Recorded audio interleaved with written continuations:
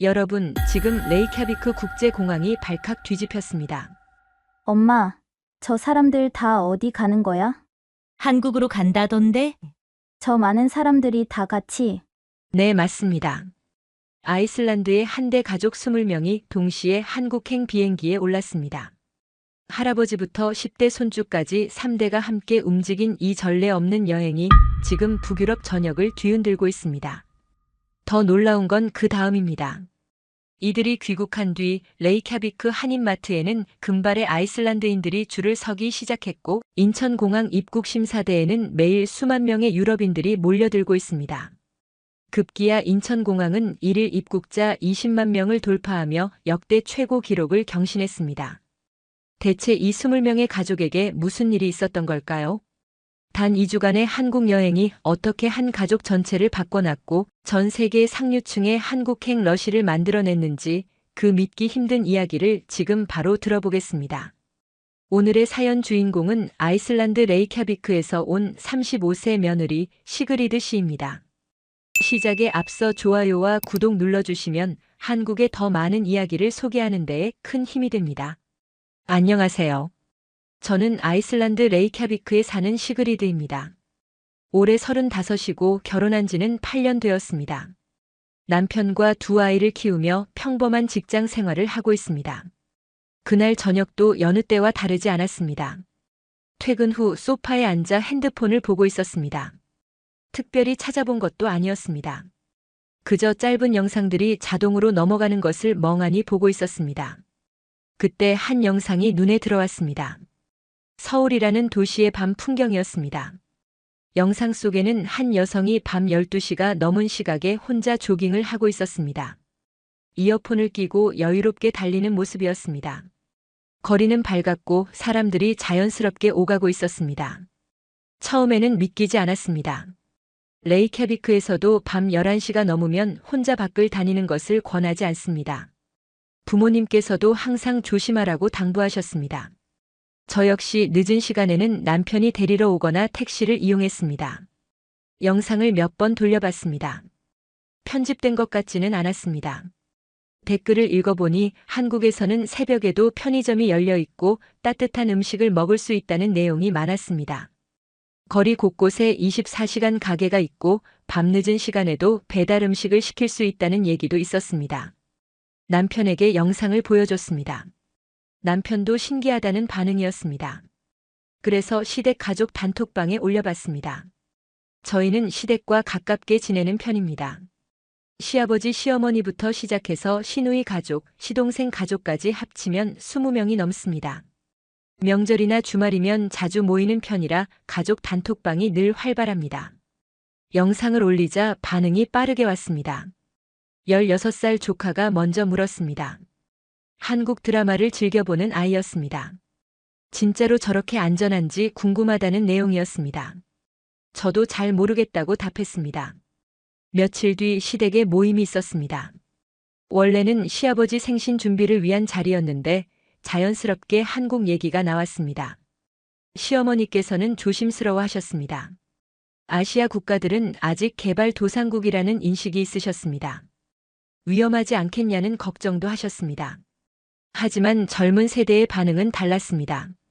조카들은 K-팝 음악을 즐겨 듣고 있었고 시동생은 삼성전자 제품을 쓰고 있었습니다. 시누이는 한국 화장품을 인터넷으로 구매해서 쓰고 있었습니다. 생각보다 한국은 이미 우리 생활 가까이에 와 있었습니다. 그때 시아버지께서 말씀하셨습니다. 요즘 유럽 물가가 너무 올랐다는 내용이었습니다.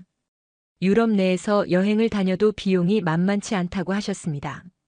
시동생이 인터넷으로 항공권 가격을 검색해 봤는데 놀라운 결과가 나왔습니다. 한국행 비행기 표가 스페인이나 이탈리아 가는 것과 비슷한 가격이었습니다. 숙박비와 식비를 알아보니 더 놀라웠습니다. 서울의 호텔 가격이 파리나 로마보다 저렴했습니다. 식당 물가도 합리적이었습니다. 대중교통 요금은 유럽의 절반 수준이었습니다. 시어머니께서 조심스럽게 제안하셨습니다. 모두 함께 가보는 것이 어떻겠냐고 하셨습니다. 우리 가족이 함께 여행을 떠난 지도 오래되었습니다. 조카들이 어렸을 때 이후로는 각자 바빠서 함께 모일 기회가 없었습니다. 20명이 동시에 움직인다는 것이 쉬운 일은 아니었습니다. 일정을 맞추는 것도 문제였고 항공권을 20장이나 예매하는 것도 만만치 않았습니다. 하지만 가족들은 적극적이었습니다. 각자 휴가를 조정하고 학교에 결석계를 내며 일정을 맞춰 나갔습니다.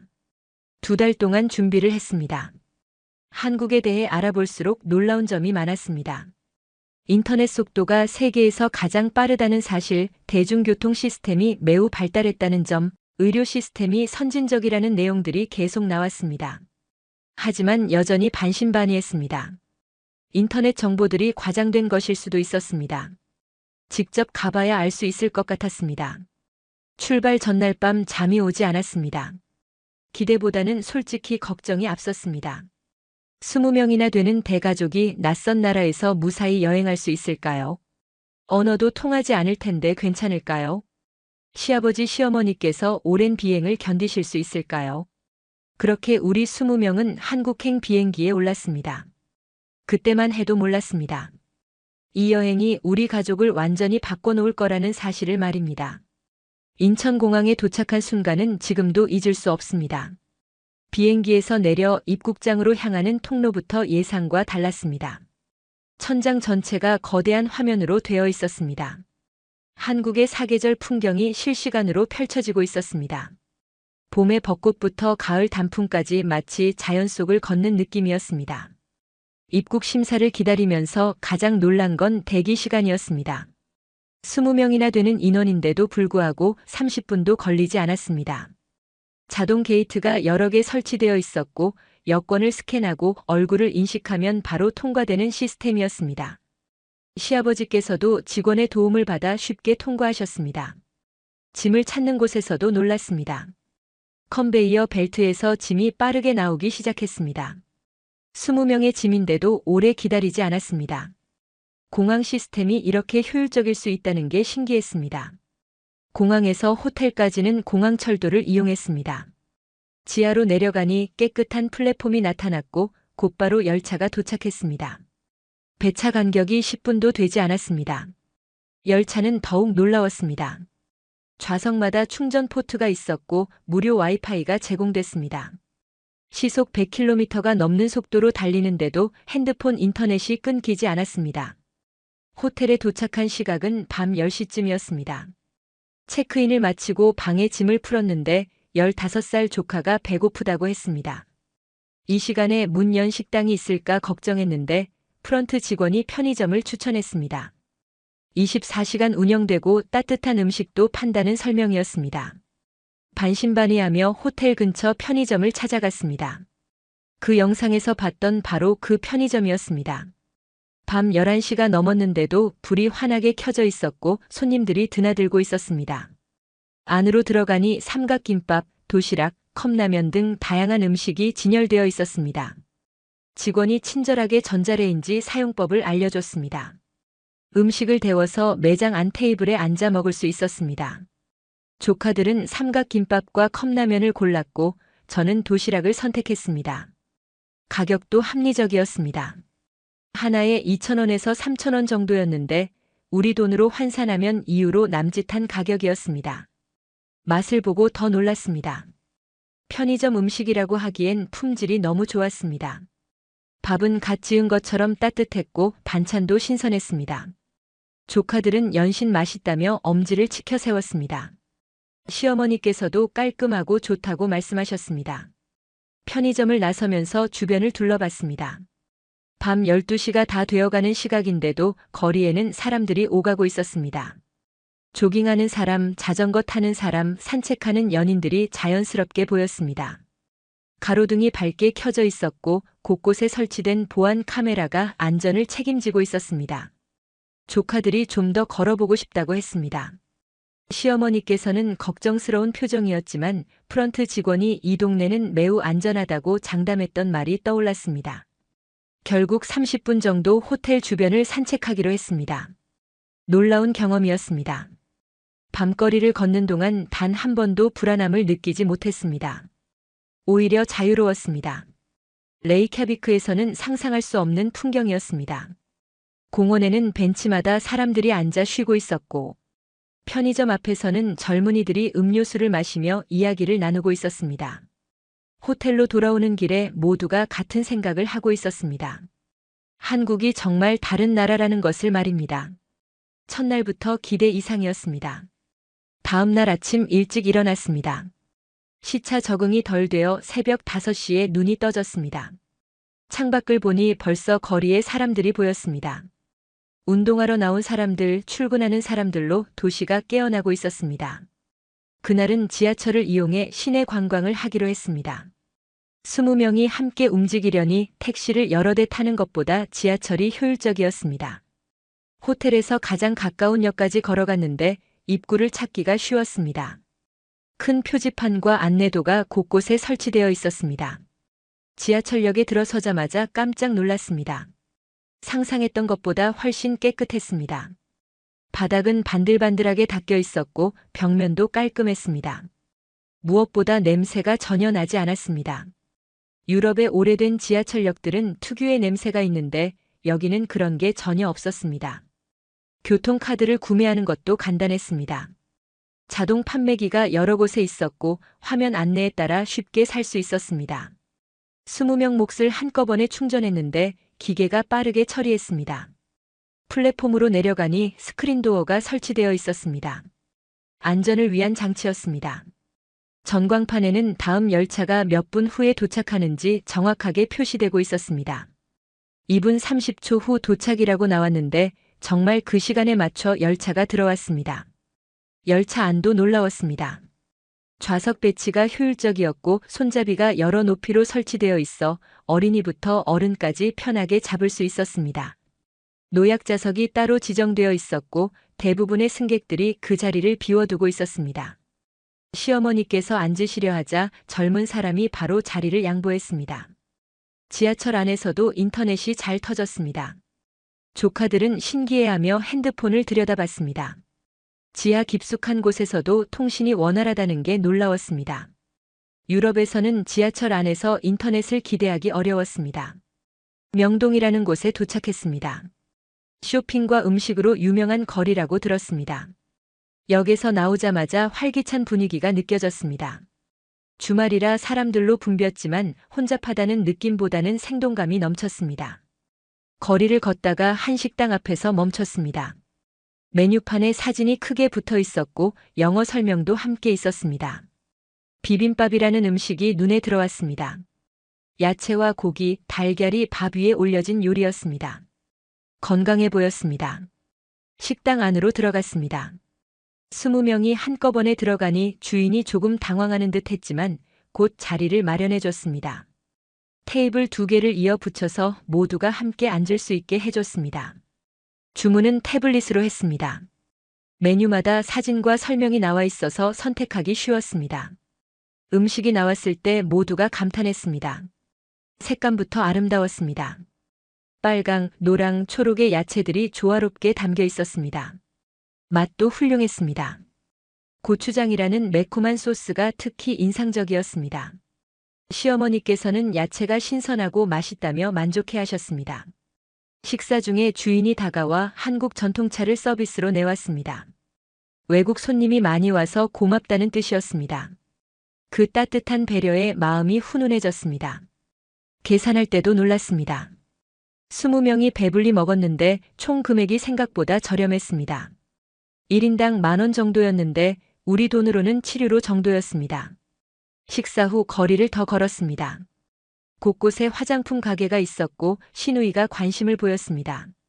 한 매장에 들어가니 직원이 영어로 설명을 해줬습니다. 제품을 테스트해 볼 수 있게 샘플도 제공했습니다. 가격도 합리적이었고 품질도 좋아 보였습니다. 거리를 걷다가 한 식당 앞을 지나게 되었습니다. 유리창 너머로 안이 보였습니다. 한국인으로 보이는 대가족이 식사를 하고 있었습니다. 60대로 보이는 어머니와 30대로 보이는 며느리가 나란히 앉아 메뉴를 함께 보고 있었습니다. 저는 그 광경을 한참 바라봤습니다. 레이캬비크에서는 흔히 볼 수 없는 풍경이었습니다. 우리는 시어머니와 며느리가 함께 외출하는 일이 많지 않았습니다. 가족 모임에서도 각자의 공간이 있었습니다. 하지만 여기서는 그 경계가 없어 보였습니다. 백화점에 들렀을 때도 비슷한 광경을 봤습니다. 화장품 코너에서 나이든 여성과 젊은 여성이 함께 제품을 테스트하고 있었습니다. 직원에게 물어보니 어머니와 며느리라고 했습니다. 둘이 함께 쇼핑을 나왔다고 했습니다. 남편에게 조용히 말했습니다. 우리랑 분위기가 다른 것 같다고 했습니다. 남편도 고개를 끄덕였습니다. 문화의 차이인지 아니면 관계를 대하는 방식의 차이인지 궁금했습니다. 저녁이 되어 호텔로 돌아가려는데 조카들이 아쉬워했습니다. 좀 더 둘러보고 싶다는 표정이었습니다. 하루가 너무 짧게 느껴졌습니다. 사흘째 되던 날 오후 호텔 근처 작은 공원을 산책했습니다. 시아버지께서 천천히 걸으시며 주변을 둘러보셨습니다. 공원은 잘 조성되어 있었습니다. 벤치마다 사람들이 앉아 쉬고 있었고 아이들이 뛰어놀고 있었습니다. 벤치에 앉아 쉬는데 한 할머니가 다가오셨습니다. 한국어로 말씀하셨지만 번역 앱으로 소통할 수 있었습니다. 어디서 왔냐고 물으시길래 아이슬란드에서 왔다고 답했습니다. 그러자 반갑다며 손을 잡아주셨습니다. 주머니에서 사탕을 꺼내 조카들에게 나눠주셨습니다. 그 할머니와 한참을 이야기했습니다. 손자 손녀가 몇 명인지, 가족은 건강한지, 여행은 어떤지 물어보셨습니다. 번역 앱을 통한 대화라 조금 느렸지만 마음은 충분히 전해졌습니다. 헤어질 때 할머니께서 또 오라고 손을 흔들어 주셨습니다. 그 짧은 만남이 따뜻했습니다. 언어가 달라도 사람의 마음은 통한다는 걸 느꼈습니다. 저희는 서울에서 전주라는 도시로 이동했습니다. 한옥마을이 유명한 곳이라고 들었습니다. 기차를 타고 2시간쯤 걸렸는데 창밖 풍경이 아름다웠습니다.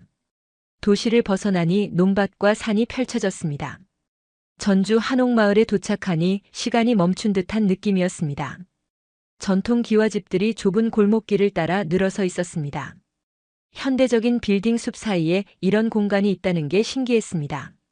집들은 오래되었지만 잘 관리되어 있었습니다. 우리가 묵을 곳은 전통 한옥을 개조한 게스트하우스였습니다. 대문을 열고 들어서자 아담한 마당이 나왔고 그 안쪽으로 방들이 배치되어 있었습니다. 나무로 된 대청마루는 세월의 흔적이 고스란히 남아 있었습니다. 주인 할머니가 우리를 맞이했습니다. 70대로 보이는 분이 환한 미소로 우리를 반겼습니다. 손수 만든 대추차를 내오며 편히 쉬라고 했습니다. 영어는 서툴렀지만 그 따뜻한 마음은 언어를 넘어 전해졌습니다. 방으로 들어간 가족들은 온도를 처음 경험했습니다. 바닥이 따뜻하다는 것에 신기해했습니다. 시동생은 바닥에 손을 대보더니 감탄했습니다. 평소 허리 통증이 있었는데 이렇게 따뜻한 바닥이라면 좋을 것 같다고 했습니다. 마당에 모여 앉았습니다. 가을 저녁 공기는 선선했고 하늘에는 별이 총총했습니다. 도시에서는 볼 수 없는 맑은 밤하늘이었습니다. 그때 옆집에서 젊은이들이 나왔습니다. 20대로 보이는 대학생들이었습니다. 그들은 한옥 체험을 하러 온 한국 젊은이들이었습니다. 할머니가 그들을 우리에게 소개했습니다. 자연스럽게 대화가 시작됐습니다. 한 대학생이 영어로 물었습니다. 한국은 어떠냐고, 여행은 즐겁냐고 했습니다. 우리는 자신들이 경험한 것들을 이야기하기 시작했습니다. 지하철의 깨끗함, 밤거리의 안전함, 병원에서의 경험까지 모든 것을 나눴습니다. 젊은이들은 진지하게 들었습니다. 그리고 말했습니다. 자신들도 한국의 전통을 제대로 경험해 본 적이 없다고 했습니다. 이번 기회에 할머니께 많은 것을 배우고 있다고 했습니다. 시아버지께서 물었습니다. 젊은 세대도 이런 전통 문화에 관심이 있느냐고 했습니다. 대학생은 고개를 끄덕였습니다. 요즘 젊은이들 사이에서 전통 문화가 다시 유행하고 있다고 했습니다. 한복을 입고 한옥을 체험하는 것이 트렌드라고 설명했습니다. 우리는 놀라워했습니다.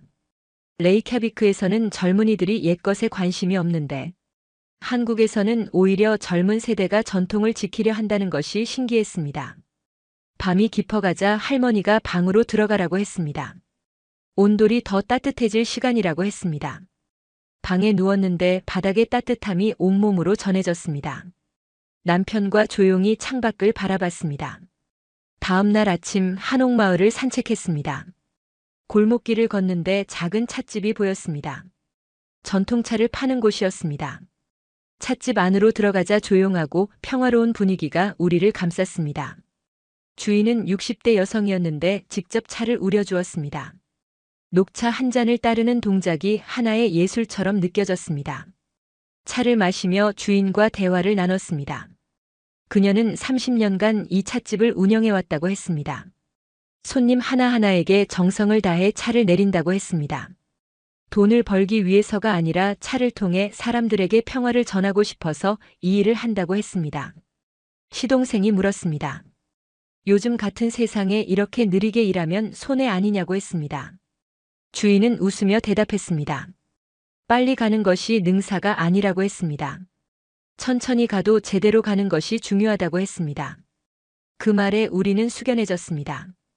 평생 빠르게 달리기만 했던 자신들의 삶을 돌아보는 순간이었습니다. 찻집을 나와 다시 골목길을 걸었습니다. 한복을 입은 사람들이 여기저기 보였습니다. 젊은 커플도 있었고 가족 단위로 온 사람들도 있었습니다. 모두들 행복한 표정으로 사진을 찍고 있었습니다. 시아버지께서 말씀하셨습니다. 이곳에서는 나이가 중요하지 않은 것 같다고 했습니다. 젊은이든 노인이든 모두가 같은 공간에서 같은 문화를 즐기고 있다고 했습니다. 오후에는 전통 공예 체험 시간이 마련되었습니다. 한지 만들기를 배우는 시간이었습니다. 장인이 직접 시범을 보이며 설명했습니다. 수백 년 전부터 내려온 기술이라고 했습니다. 이 종이는 1000년을 간다고 했습니다. 우리는 조심스럽게 한지를 만들어 봤습니다. 손이 떨리는 분들도 있었지만 장인은 천천히 도와주었습니다. 서두르지 말고 천천히 하라고 했습니다. 급하게 만든 것은 금방 망가진다고 조언했습니다. 시누이가 완성한 한지를 들고 감동했습니다. 이렇게 소중한 것을 손수 만들어 본 적이 없다고 했습니다. 이 종이 한 장이 자신에게는 평생 간직할 보물이라고 했습니다. 저녁 무렵 한옥으로 돌아왔습니다. 할머니는 정성스러운 저녁상을 차려주었습니다. 시어머니께서 할머니에게 물었습니다. 왜 이렇게까지 잘해주냐고 했습니다. 그저 돈을 받고 방을 빌려주는 것인데 말입니다. 할머니는 웃으며 대답했습니다. 손님은 손님이 아니라 가족이라고 했습니다. 멀리서 온 가족을 잘 대접하는 것은 당연하다고 했습니다. 그날 밤 저는 시어머니와 나란히 온돌방에 앉아 있었습니다. 시어머니께서 조용히 말씀하셨습니다. 한국 사람들은 참 따뜻하다고 하셨습니다. 저도 고개를 끄덕였습니다. 전주에서의 여유로운 시간을 뒤로 하고 우리는 다시 서울로 돌아왔습니다. 호텔에 짐을 풀고 저녁 무렵이 되자 몇몇 가족들이 산책을 나가고 싶다고 했습니다. 가이드는 자유롭게 나가도 된다고 했습니다. 다만 너무 멀리 가지는 말라고 당부했습니다. 시동생 부부가 아이들과 함께 근처를 걸어보겠다며 나갔습니다. 저는 방에 남아 쉬려고 했는데 시누이가 함께 나가자고 했습니다. 쇼핑을 하고 싶다고 했습니다. 밤 7시쯤 호텔을 나섰습니다. 거리는 여전히 사람들로 북적였습니다. 밝은 가로등 아래 사람들은 자유롭게 걸어다니고 있었습니다. 편의점마다 불이 켜져 있었고 카페에는 사람들이 앉아 대화를 나누고 있었습니다. 백화점은 밤 8시까지 문을 연다고 했습니다. 우리는 화장품 코너로 향했습니다. 다양한 브랜드가 진열되어 있었고 직원들이 친절하게 설명해 주었습니다. 그때 옆에서 한국어 대화 소리가 들렸습니다. 60대로 보이는 여성과 30대로 보이는 여성이 함께 제품을 고르고 있었습니다. 둘의 관계가 궁금했습니다. 시누이가 영어로 물었습니다. 어머니와 딸이냐고 했습니다. 젊은 여성이 웃으며 대답했습니다. 시어머니와 며느리라고 했습니다. 함께 쇼핑 나왔다고 했습니다. 시누이가 놀란 표정으로 물었습니다. 시어머니와 자주 외출하냐고 했습니다. 그 여성은 고개를 끄덕였습니다. 한 달에 한두 번은 함께 쇼핑을 나온다고 했습니다. 편하다고 했습니다. 저는 그 대화를 옆에서 들으며 생각했습니다. 레이캬비크에서는 상상하기 어려운 관계였습니다. 시어머니와 며느리가 함께 백화점에 나와 화장품을 고르다니 말입니다. 시누이가 조심스럽게 더 물었습니다. 불편하지 않냐고 했습니다. 그 여성은 고개를 저었습니다. 처음에는 조금 어색했지만 지금은 괜찮다고 했습니다. 시어머니께서 자신을 딸처럼 대해주신다고 했습니다. 우리는 백화점을 나와 카페에 들렀습니다. 시누이가 말했습니다. 한국은 정말 다른 것 같다고 했습니다. 가족 관계도 다르고 문화도 다르다고 했습니다. 저도 동의했습니다. 며칠간 한국을 다니며 여러 번 비슷한 광경을 봤습니다. 식당에서도 시어머니와 며느리로 보이는 사람들이 함께 식사하는 모습을 봤습니다. 공원에서도 3대가 함께 산책하는 가족들을 봤습니다. 문득 생각했습니다. 강요가 아닌 자연스러움의 차이라는 것을 말입니다. 한국에서는 대가족이 함께 시간을 보내는 것이 일상인 것 같았습니다. 그것이 부담이 아니라 문화였습니다. 다음 날 우리는 각자의 방식으로 서울을 즐기기로 했습니다. 젊은 세대는 강남이라는 곳으로 쇼핑을 가기로 했고 노인 세대는 전통시장을 구경하기로 했습니다. 저는 시누이들과 함께 움직이기로 했습니다. 강남에 도착하니 또 다른 서울이 펼쳐졌습니다. 고급스러운 상점들이 줄지어 있었고 거리는 세련되었습니다. 사람들의 옷차림도 패셔너블했습니다. 한 카페에 들어갔습니다. 인테리어가 멋있었고 커피 맛도 훌륭했습니다. 창가에 앉아 거리를 바라보는데 한 무리가 눈에 들어왔습니다. 3명의 여성이었는데 나이대가 달라 보였습니다.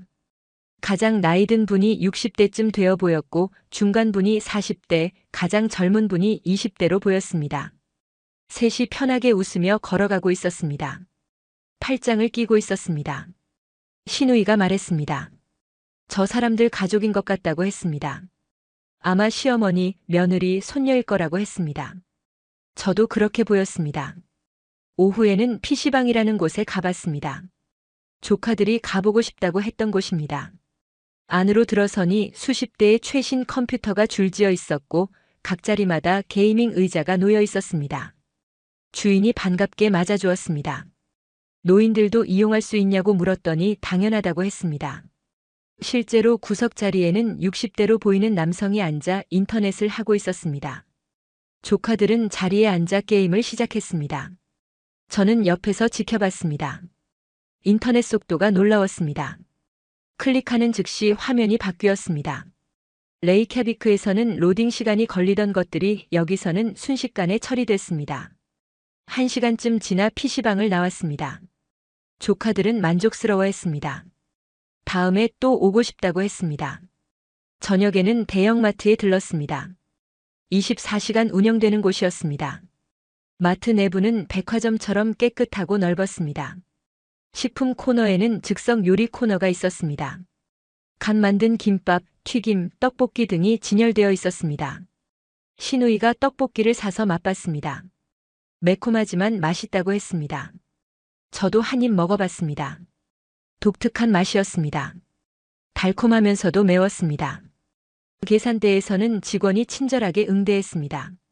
무거운 물건은 직접 봉투에 담아주었고 우리가 들기 편하게 나눠 담았습니다. 마트를 나오며 시누이가 말했습니다. 한국에서는 모든 것이 편리하다고 했습니다. 나이가 많든 적든 누구나 불편함 없이 살 수 있는 나라 같다고 했습니다. 호텔로 돌아오는 길 저는 생각했습니다. 한국이 우리에게 보여준 것은 시설이나 기술만이 아니었습니다. 사람을 배려하는 마음이었습니다. 모든 세대가 함께 어울려 사는 문화였습니다. 일주일째 되던 날 제 SNS에 변화가 생기기 시작했습니다. 여행 중간중간 올렸던 사진과 영상에 댓글이 쏟아지기 시작한 겁니다. 처음엔 친구들의 반응이었습니다.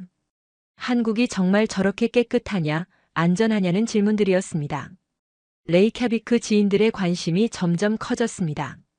편의점 음식 사진을 올렸을 때 반응이 특히 뜨거웠습니다. 밤 12시에 이렇게 다양한 음식을 먹을 수 있다는 게 믿기지 않는다는 댓글이 많았습니다. 지하철 영상도 마찬가지였습니다. 이렇게 깨끗하고 정확한 지하철이 있다는 게 신기하다는 반응이었습니다. 친구 중 한 명이 레이캬비크 한인마트에 다녀왔다는 메시지를 보냈습니다. 제 영상을 보고 한국 음식이 먹고 싶어졌다는 것이었습니다. 여행 막바지로 접어들었습니다. 마지막 이틀은 서울에서 보내기로 했습니다. 가이드가 특별한 장소를 준비했다고 했습니다. 광장시장이었습니다. 한국에서 가장 오래된 시장 중 하나라고 설명했습니다. 시장에 도착하자 엄청난 활기가 우리를 맞았습니다. 좁은 골목을 가득 메운 음식 냄새, 상인들의 호탕한 웃음소리, 그 모든 것이 살아 숨쉬는 공간이었습니다. 빈대떡을 굽는 좌판 앞에 사람들이 줄을 서 있었습니다. 우리도 그 줄에 섰습니다. 철판 위에서 지글지글 구워지는 빈대떡을 보며 모두들 기대에 차 있었습니다. 순서가 되어 빈대떡을 받았습니다. 갓 구운 것이라 뜨거웠습니다. 한 입 베어 물자 고소한 맛이 입안 가득 퍼졌습니다. 시아버지께서 감탄하셨습니다. 이런 맛은 처음이라고 하셨습니다. 다음은 떡볶이 가게였습니다. 빨간 떡볶이를 보고 시어머니께서 망설이셨습니다. 너무 매울 것 같다고 하셨습니다. 하지만 주인 아주머니가 권했습니다. 조금만 먹어보라고 했습니다. 시어머니께서 조심스럽게 한 입 드셨습니다. 예상대로 매웠습니다. 하지만 동시에 달콤하고 고소한 맛도 느껴지신 것 같았습니다. 한 입, 두 입 드시다 보니 중독성이 있으신 듯 했습니다. 시동생이 너무 매워서 물을 찾았습니다. 그러자 옆 가게 아주머니가 시원한 식혜 한 잔을 가져다 주었습니다. 돈을 내려고 했지만 아주머니는 손사래를 쳤습니다. 그냥 마시라고 했습니다.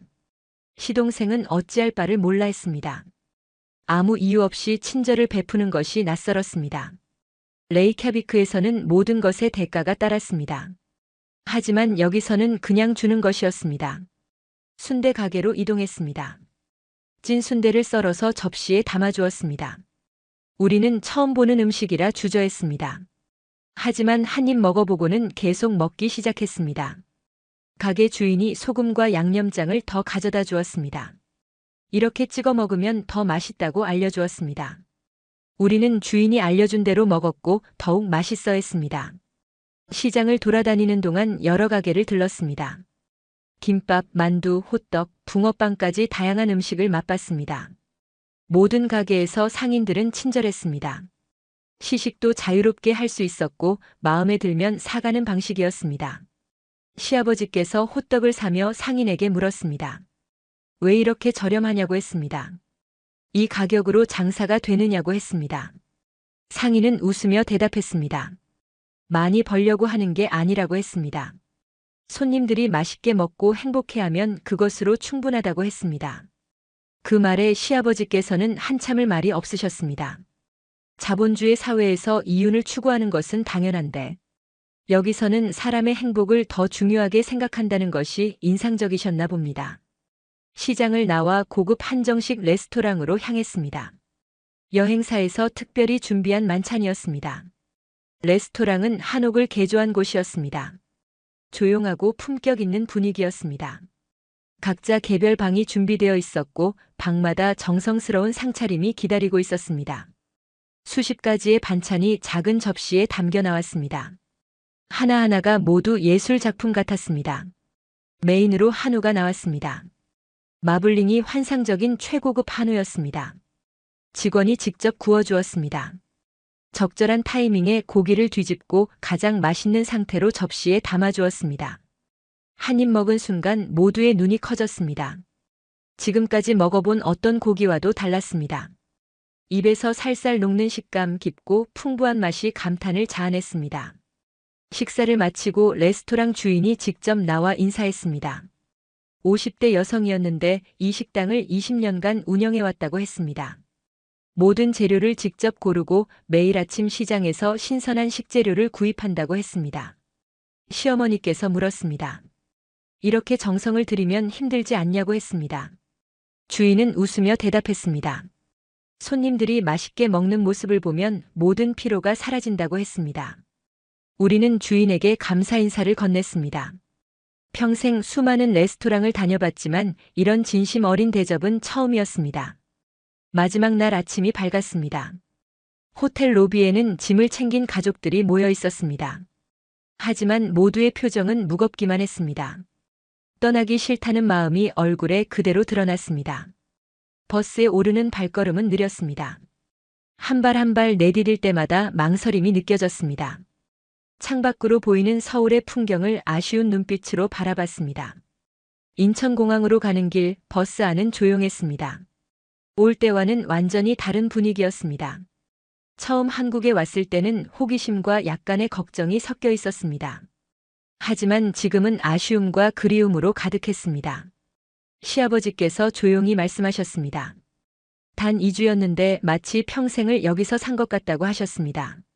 이렇게 편안하고 행복했던 적이 없었다고 하셨습니다. 공항에 도착했습니다. 출국 수속을 밟는 동안에도 가족들의 발걸음은 무거웠습니다. 짐을 붙이고 보안 검색을 통과하고 게이트로 향하는 모든 과정이 마지막 순간처럼 느껴졌습니다. 면세점을 지나가는데 시어머니께서 멈춰 서셨습니다. 한국 화장품과 식품이 진열된 곳이었습니다. 시어머니께서는 가족들에게 줄 선물을 사기 시작하셨습니다. 다른 가족들도 하나둘 모여들었습니다. 시동생이 김치를 샀습니다. 레이캬비크에 돌아가서도 한국 음식을 먹고 싶다고 했습니다. 시누이는 한국 전통차를 샀습니다. 전주에서 마셨던 그 맛을 잊을 수 없다고 했습니다.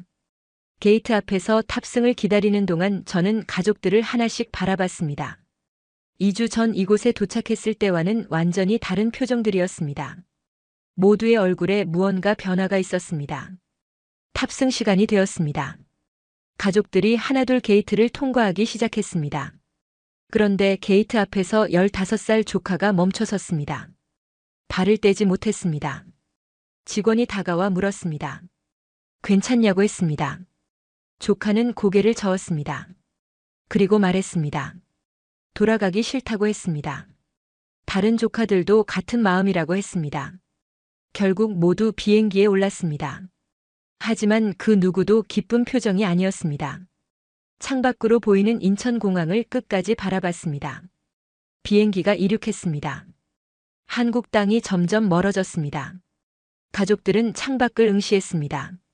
시어머니께서는 조용히 눈물을 닦으셨습니다. 레이캬비크에 도착한 다음 날부터 변화가 시작됐습니다. 친구들이 연락을 해왔습니다. 한국 여행에 대해 물어보는 전화와 메시지가 쏟아졌습니다. 직장에서도 마찬가지였습니다. 동료들이 점심시간마다 한국 이야기를 해달라고 했습니다. 사진을 보여주면 감탄했습니다. 몇몇은 이미 항공권을 예매했다고 했습니다. 동네 한인마트에 들렀을 때 놀랐습니다. 아이슬란드 사람들이 눈에 띄게 많아졌습니다. 예전에는 한국 교민들만 오는 곳이었는데 이제는 현지인 손님이 더 많았습니다. 주인이 반갑게 인사하며 장사가 잘 된다고 했습니다. 한 달쯤 지났을 때 가족 단톡방이 다시 활발해졌습니다. 조카들이 한국 드라마를 보기 시작했고 시동생은 한국 뉴스를 찾아본다고 했습니다. 시어머니께서는 한국 요리책을 사셨다고 하셨습니다. 집에서 비빔밥을 만들어 보셨는데 맛있었다고 하셨습니다. 저는 한국어 공부를 시작했습니다. 온라인 강좌를 신청했고 매일 조금씩 공부했습니다. 간단한 인사말과 기본 문장 정도는 익혔습니다. 다음에 가면 한국어로 주문하고 싶었습니다. 제 SNS 팔로워도 많이 늘었습니다. 한국 여행에 관심 있는 사람들이 계속 메시지를 보냈습니다. 조언을 구하는 내용이 대부분이었습니다. 어디를 가면 좋은지, 무엇을 먹으면 좋은지, 어떻게 준비하면 좋은지 물어봤습니다. 석 달쯤 지났을 때 다시 모임을 가졌습니다. 이번엔 다시 한국에 가는 계획을 구체적으로 짜기 위해서였습니다. 20명 전체는 어려워도 10명 정도는 갈 수 있을 것 같았습니다. 시어머니께서 먼저 말씀하셨습니다. 봄에 다시 가면 어떻겠냐고 하셨습니다. 벚꽃이 아름답다는 얘기를 들었다고 하셨습니다. 모두가 찬성했습니다. 지금 생각해보면 그 2주간의 여행이 우리 가족을 완전히 바꿔놓았습니다. 한국에 가기 전만 해도 우리는 평범한 아이슬란드 가족이었습니다. 유럽 중심의 시각으로 세상을 봤습니다. 하지만 한국에서 우리는 배웠습니다. 진짜 선진국이 무엇인지 말입니다. 화려한 건물이나 첨단 기술만으로는 부족합니다. 사람을 먼저 생각하는 마음, 서로를 배려하는 문화, 안전하게 살 수 있는 시스템, 그것들이 모두 갖춰져야 진짜 선진국입니다. 한국은 그 모든 것을 가지고 있었습니다. 밤 12시에 혼자 조깅할 수 있는 안전함, 24시간 언제든 따뜻한 음식을 먹을 수 있는 편리함, 응급 상황에서 5분 만에 도착하는 구급차, 합리적인 의료비, 깨끗한 대중교통, 그리고 무엇보다 따뜻한 사람들. 제 SNS를 통해 한국을 알게 된 사람들이 점점 늘어났습니다. 북유럽뿐만 아니라 유럽 전역에서 한국에 대한 관심이 높아졌습니다. 뉴스에서도 한국을 다루기 시작했습니다. 특히 은퇴자들의 반응이 뜨거웠습니다. 안전하고 의료 시스템이 좋은 나라에서 여생을 보내고 싶다는 사람들이 많았습니다. 실제로 몇몇 지인들은 한국 장기 체류를 알아보고 있다고 했습니다. 시어머니와의 관계도 조금 달라졌습니다.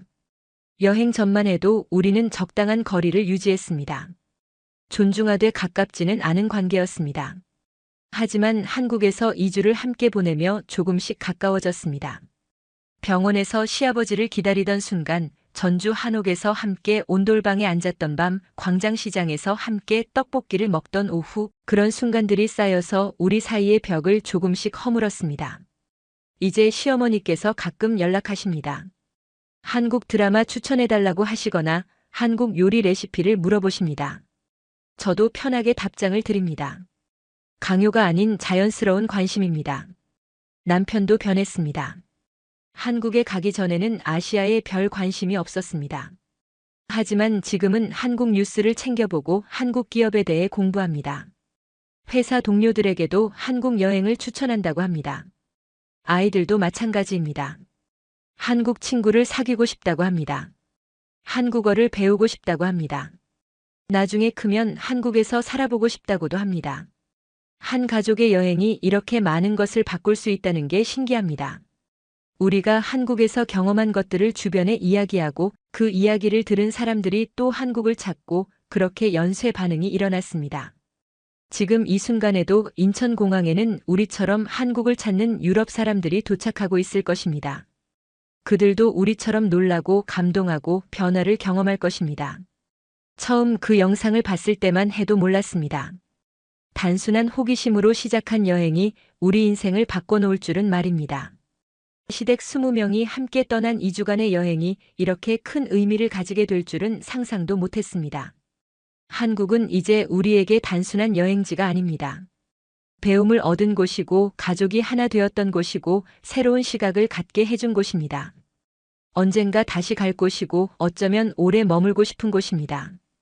그 모든 것이 한 편의 짧은 영상에서 시작되었습니다.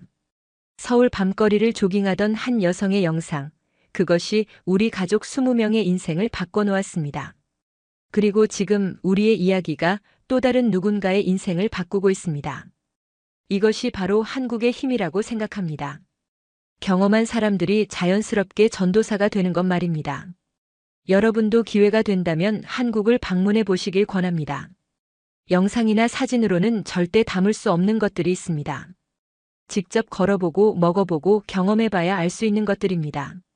안전한 밤거리, 따뜻한 사람들, 효율적인 시스템, 맛있는 음식, 아름다운 전통, 그 모든 것이 여러분을 기다리고 있습니다.